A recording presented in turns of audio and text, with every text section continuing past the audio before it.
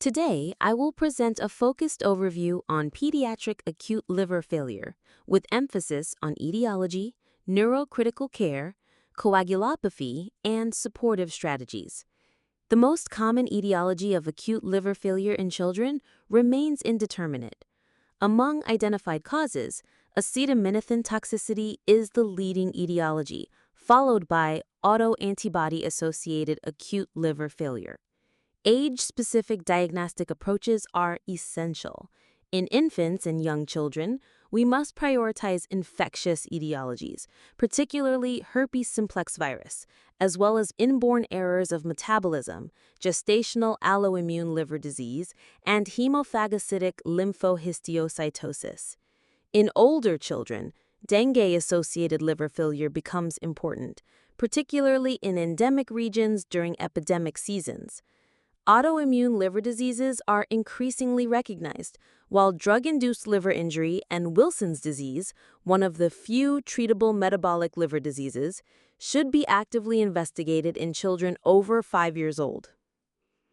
Intracranial pressure, ICP, monitoring, while rarely performed, is recommended by North American Society of Pediatric Gastroenterology, Hepatology, and Nutrition in children with grade 3 or 4 hepatic encephalopathy when there is evidence of cerebral edema on imaging, slow-wave EEG activity, or markedly elevated blood ammonia.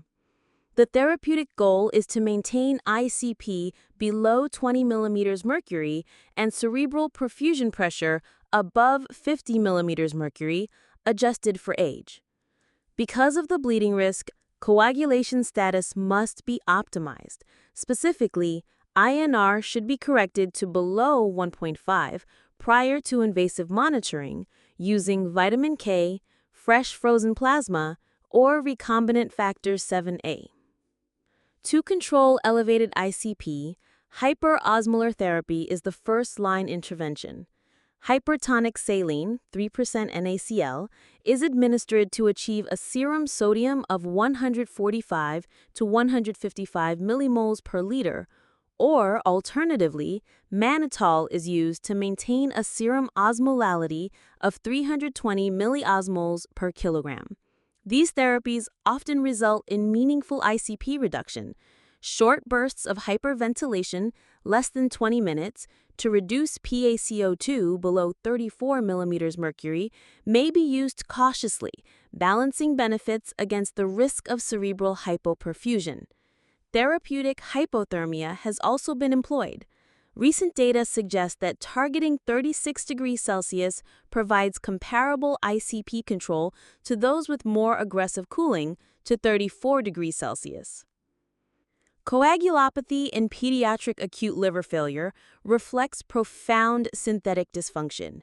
Traditional coagulation profiles often show marked deficiencies in procoagulant factors, and thromboelastography provides dynamic assessment of clot formation, quality, and lysis.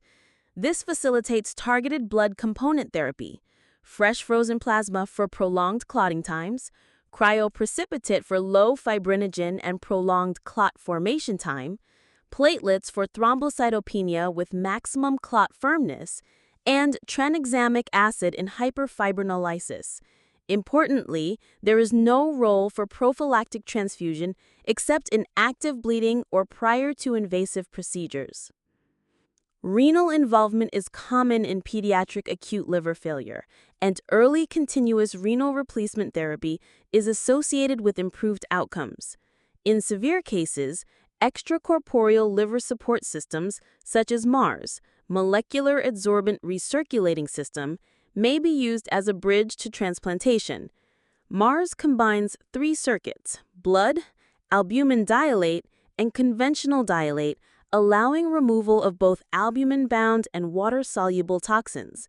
While promising, its utility is generally confined to transplantation bridging.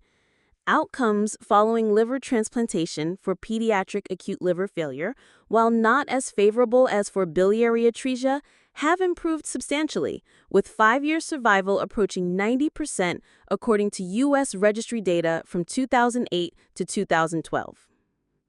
Where specific etiologies are identified, disease-directed therapies should be promptly initiated. These include N-acetylcysteine for acetaminophen toxicity, corticosteroids and immunosuppressants for autoimmune hepatitis, chemotherapy for HLH, copper chelators and zinc for Wilson's disease, dietary restriction for galactosemia, intravenous glucose and L-carnitine for fatty acid oxidation defects, and targeted antimicrobials for infectious hepatitis. Ultimately, early recognition, rapid etiologic workup, neuroprotective strategies, and timely referral to a liver transplant center remain the cornerstones of improving survival in children with acute liver failure.